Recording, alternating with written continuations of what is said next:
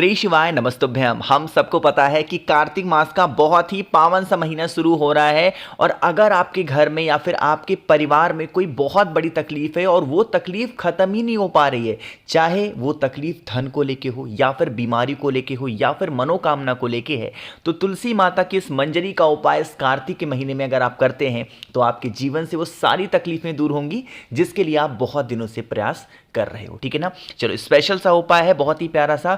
जो भी प्रयास कर रहे हो हर चीज को दूर करने की, वो चीज आपके जीवन से दूर होगी और घर में आपके सुख शांति समृद्धि आएगी। ठीक है ना। चलो, सबसे पहले तुलसी माता की मंजरी के इस उपाय की हम लोग बात करते हैं।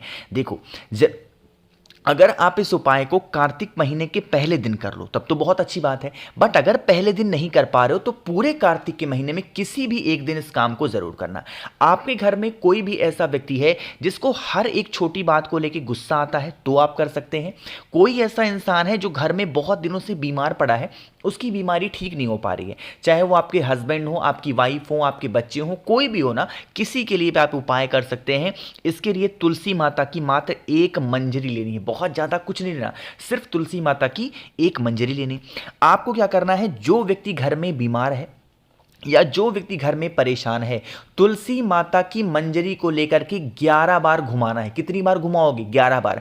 और वो तुलसी माता की मंजरी उस व्यक्ति के शरीर से टच नहीं होनी चाहिए। कुछ लोग इसे छुआ देते, नहीं, टच नहीं होना चाहिए। ऊपर ऊपर से आपको कितनी बार घुमाना है? 11 बार घुमा लेना। और 11 बार घुमाने के बाद में उसको संभाल करके रखना। जब वो व्यक्ति नहाने के लिए जाएगा, चाहे गुस्से वाला हो या बीमार वाला, इस कार्तिक के महीने में जितने दिन कर सकते हो, 1 दिन, 2 दिन, 4 दिन, 10 दिन, जितने दिन कर सकते हो, ये आपका 18 अक्टूबर से 15 नवंबर के बीच में जितने भी दिन कर सकते हो, उस बाल्टी में 7 बार जल में घुमा करके और उस मंजरी को संभाल करके रख देना। और ऐसे ही रेगुलर वे में उपाय करके देखेंगे, जो व्यक्ति इस स्नान कर लेगा इस बाल्टी के पानी से, उसका जो दिमाग होगा वो शांत होगा, जो घर में उसके बीमारी है वो बीमारी भी दूर होगी। ठीक है ना।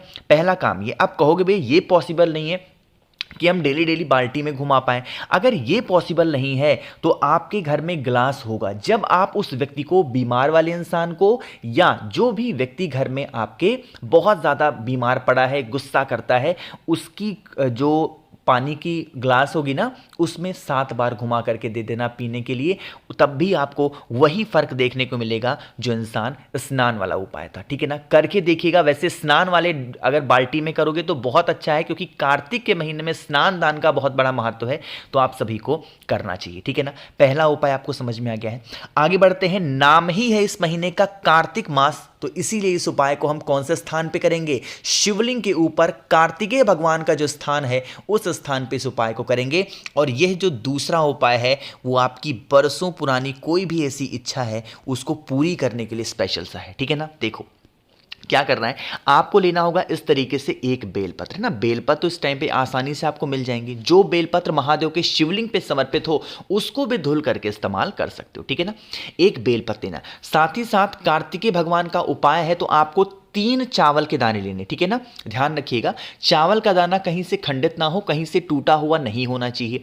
अब जो चावल का दाना आपने लिया है उस बेल पत्र के यहाँ पे बिल्कुल बीचों बीच जो बड़ा वाला पत्ता दिखता है ना आपको, उसी बड़े वाले पत्ते पे 3 चावल का दाना आपको रखना है। और फिर आप इस बेल पत्र को उठाना, एक तांबे के लोटे में जल भरना। मैंने अभी अभी आपको बताया कि कार्तिक के महीने में स्नान दान का बहुत बड़ा महत्व है, इसीलिए जल के अंदर गंगा जल डालना क्या हो जाता है? अनिवार्य हो जाता है। तो जल के अंदर डालोगे क्या? गंगा जल डालेंगे और पहुंच जाएंगे सीधा महादेव के शिवलिंग के पास में। ठीक है ना। तरीका समझिएगा जो बताने जा रहा हूं। अब आपको क्या करना है, आपको पता है महादेव का पूरा परिवार शिवलिंग के ऊपर ही विराजमान है। मैंने आपको समझा रखा है। सबसे पहले पहुंच करके आपके पास में जो तांबे के लोटे में जल है वो महादेव के शिवलिंग के ऊपर समर्पित करना। कहीं और मत चढ़ाना, सीधा सीधा जल महादेव के शिवलिंग के ऊपर चढ़ाएंगे।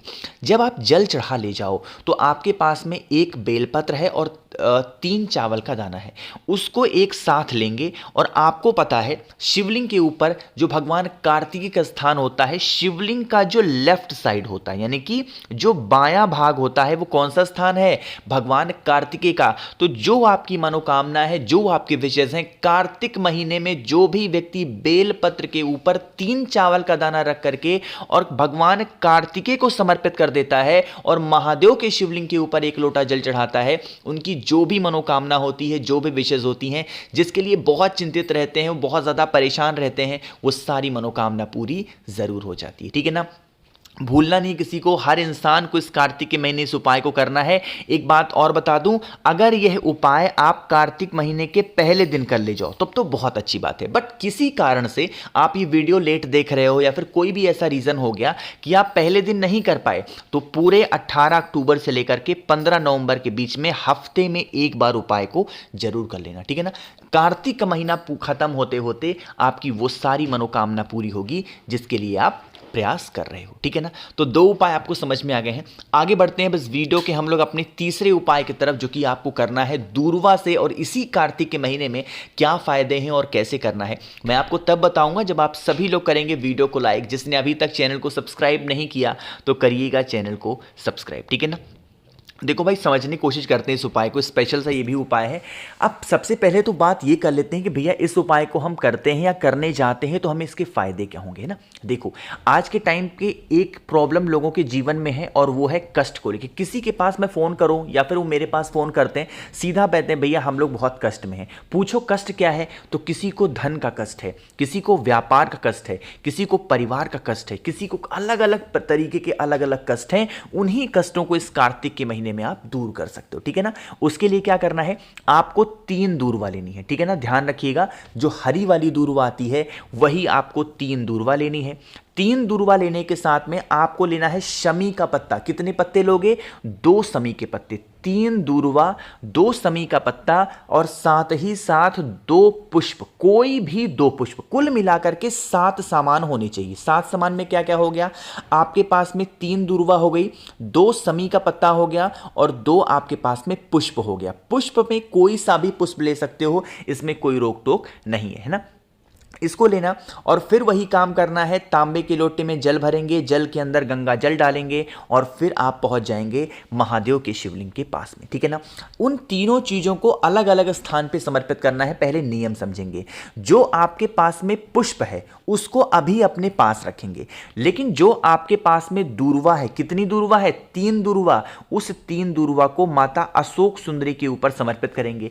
जब उस दूर्वा को माता अशोक सुंदरी के स्थान पे चढ़ाओगे तो दूर्वा कहीं ना कहीं भगवान कार्तिकेय को टच होना चाहिए। इस चीज का विशेष ध्यान दीजिएगा। थोड़ा सा बड़ी दूर्वा लेना ताकि वो भगवान कार्तिकेय को क्या हो जाए, टच हो जाए। ठीक है ना? यहां पे समर्पित करेंगे दूर्वा को। मैंने आपको शमी का पत्ता दिखाया, कितने? 2।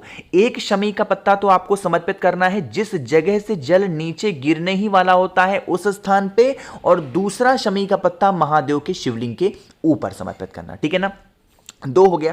अब आपके पास में 2 सफेद पुष्प भी हैं। उन 2 सफेद पुष्प को आपकी फैमिली की जो कष्ट है, जो प्रॉब्लम है, जो समस्या है, अभी उसको अपने पास रख करके पहले जल चढ़ा देंगे महादेव के शिवलिंग के ऊपर, और जल चढ़ाने के बाद में वही सफ़ेद फूल जिस जगह पे जल चढ़ाया है वहाँ पे अगर कार्तिक के महीने में किसी भी एक दिन, हफ्ते में तो एक दिन करना ही करना है, इस उपाय को करके देख लीजिएगा। जो प्रॉब्लम्स, जो तकलीफ़ें आप पे घर में चल रही हैं वो सारी तकलीफ़ें दूर ज़रूर होंगी। ठीक है ना?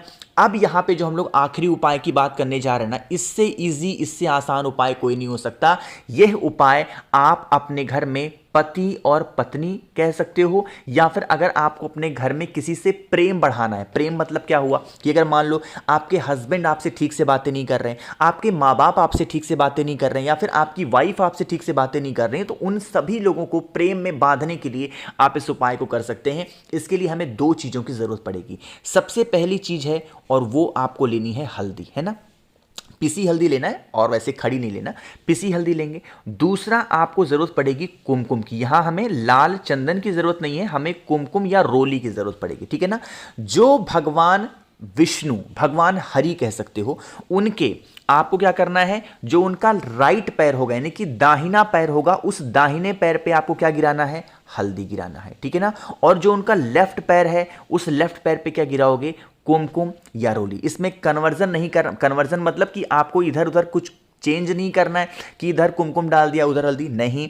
राइट पैर पे आपको हल्दी डालनी है और लेफ्ट पैर पे आपको कुमकुम डालना है। और ये भी नहीं जरूरी है कि ये कार्तिक के महीने के पहले दिन कर रहे हैं, दूसरे दिन, पूरे कार्तिक के महीने में किसी भी दिन आपको मौका मिल जाए, चाहे चौथे दिन, पांचवें दिन, 10वें दिन, 12वें दिन, आप इस उपाय को करके देख लीजिएगा।